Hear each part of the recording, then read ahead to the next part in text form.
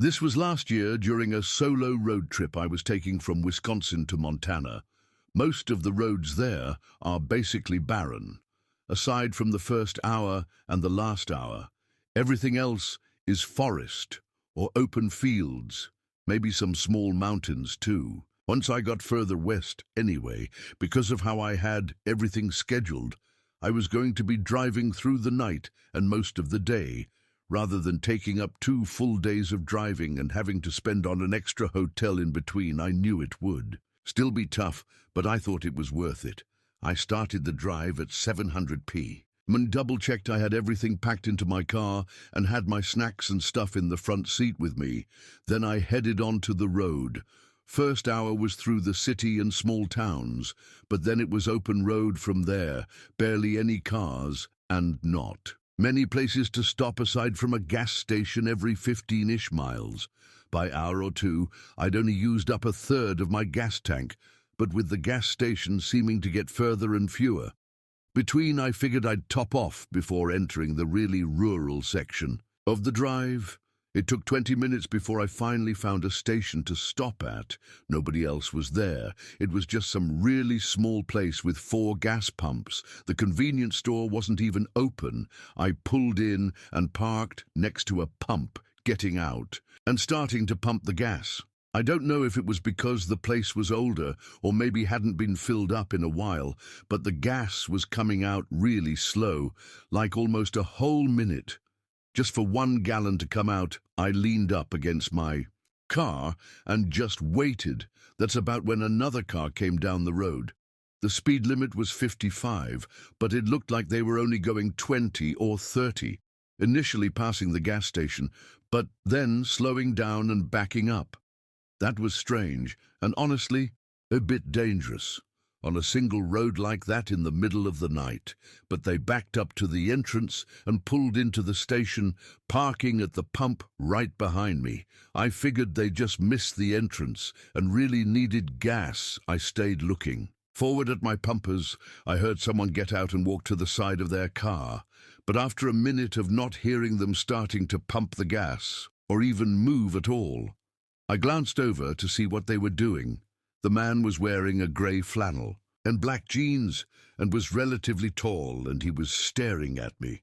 Like when I looked over, he was already looking at me. I awkwardly smiled and nodded, then looked away again. I couldn't help but feel like he was still looking at me. Though after a good 10 seconds, I finally heard him grab the pump and put it in his car. I felt relief, like maybe he was just getting gas and I was overthinking it. I was out there for another minute before deciding I'd waited enough and just took the pump out and locked up my gas cap.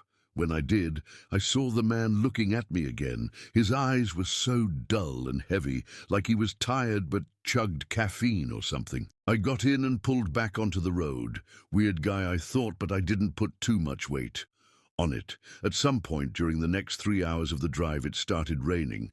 I'd now been driving for 5 hours total, and it was just past midnight.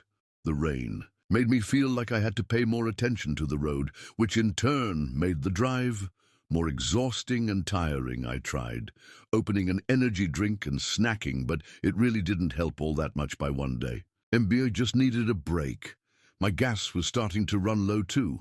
I drove down the long, barren road until finally there was a gas station to pull off at. It looked pretty run down and was just as empty as the last one, but still had lights on and everything. I pulled in and filled up my tank, then pulled into the side of the small building and parked in one of the spaces. I looked up the weather to see how long the rain would last, and I looked up any nearby towns, but there were none. It looked like I was basically right in the middle of nothing. I ended up deciding I was good to take a 30-minute nap just to refresh myself, and hopefully the rain would slow down. I leaned back and fell asleep. When I woke up, rain was still slapping against the roof and my alarm hadn't gone off yet. It had only been about 25 minutes. I sat up and looked out the windshield. The whole place was quiet, but there was a car at one of the pumps. I leaned forward and looked closer. It was the same one from the other stop. I was almost sure of it. Either this was a really big coincidence or something was wrong. Even more odd, the guy wasn't anywhere I could see, not in his car or outside. I felt my face start to go pale. Where the hell was this guy? There was nowhere else at this empty gas station that man could possibly be at. Whatever this was, I didn't want to stay to find out. I turned on the car and put it in reverse. But when I looked in my mirror as I backed out, I saw him, not behind my car. He was in my back seat, eyes piercing through the dark at me. I jolted forward and kicked my door open, jumping onto the pavement. The car was still in reverse, so it was slowly backing up. I started running, but I never heard the man get out of the car. Ran into the woods, then watched as my car continued to roll back for a while, then suddenly stopped. A second later, he drove away, leaving me stranded at some unknown gas station in the middle of nowhere. It was then I realized my phone was still on the dashboard. I stood there in shock for a minute, standing in the rain and taking in the reality of the situation. Then I looked over at the car. He'd just left his own car. I walked over and found the door to be unlocked, keys in the ignition and random groceries in the back seat. And by some odd chance, I found the phone laying on the floor by the passenger seat. It was locked, but I was still able to call 911 on the lock screen. I didn't realize it at the time. I guess I thought whoever stole my vehicle was just stupid and left everything behind. But this car wasn't theirs. It was also stolen. Everything in it was from someone else that the man had done the same thing to as he did to me. Though, from what I heard, they weren't as lucky to get out completely unharmed. When talking with investigators, they seemed to think the man didn't sneak into my back seat and let me start, leaving for no reason. Likely he was going to wait until we were on the road to reveal himself, and who knows why he would want me hostage or what he planned to do. He was never found, and neither was my sponsor, Aura Car. Recently, there's been an enormous data breach too. 7 billion victims, personal information and social security numbers were stolen. This stolen personal data could allow people to gain access to your financial accounts or even steal your identity. So now it's more important than ever to take extra measures to ensure your security. There's really no better time than now to take advantage of Aura's security service.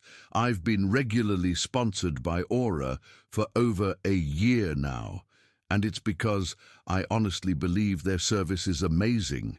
Aura provides continuous monitoring of your personal data and resolves any potential threats that may come up while also preventing future threats.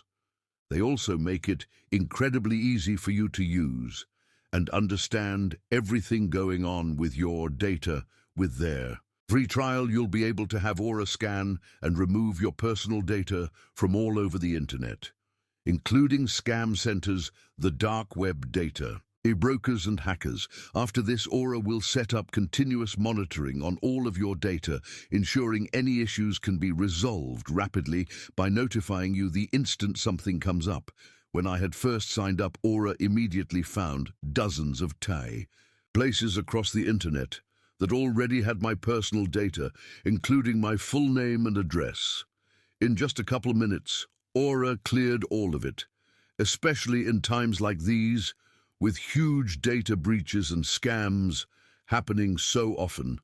Having peace of mind knowing Aura is protecting your information is above anything. By using Aura.com, Whispered, or scanning the QR code, you can get a completely free 14-day trial, allowing you to see if your personal data has been leaked, remove that data from multiple large platforms, and securely monitor your personal identity. I highly recommend using this opportunity to find any leaked info and ensure it is taken care of and secured.